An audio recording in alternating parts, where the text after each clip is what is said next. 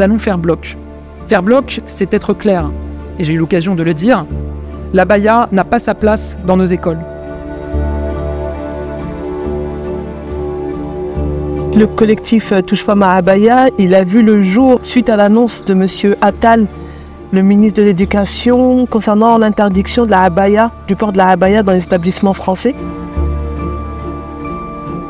Notre collectif il est composé de lycéennes, collégiennes, des mères de famille et voilà tout type de, on va dire, de femmes. Ce qu'on demande, c'est que les filles elles retrouvent leur liberté, qu'elles puissent se vêtir comme elles le souhaitent.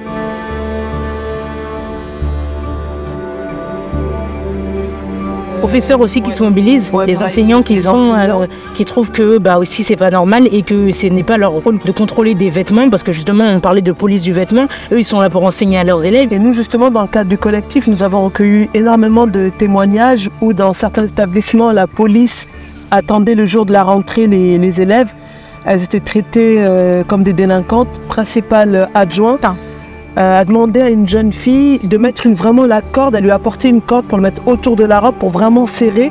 Elle lui a dit clairement, en fait il faut qu'on voit tes formes pour que ce ne soit pas considéré comme une abaya. Que les jeunes ici en fait, elles sont pas dans la provocation, elles veulent seulement étudier et elles veulent réussir et donc elles s'adaptent. Avec souffrance, mais elle s'adapte. Ce circulaire-là, il touche principalement, dans un premier temps, les musulmans, mais pas seulement.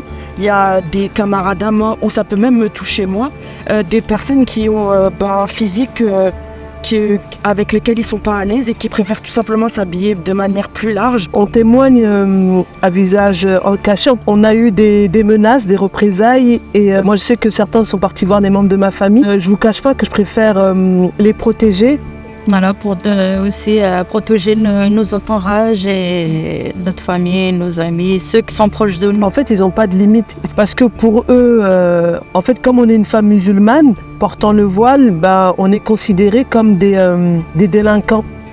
Et des sorcières, on est peut-être les sorcières de ce siècle. On a l'impression qu'on nous demande d'être invisibles. Il n'y a plus le respect des droits de l'homme. Pour nous, il y a de plus en plus de lois, des débats qui concernent les mamans à l'école, qui concernent nos tenues vestimentaires et ils ne se rendent pas compte qu'ils nous stigmatisent et en même temps qu'il y a de plus en plus de fachos qui se permettent maintenant de nous insulter.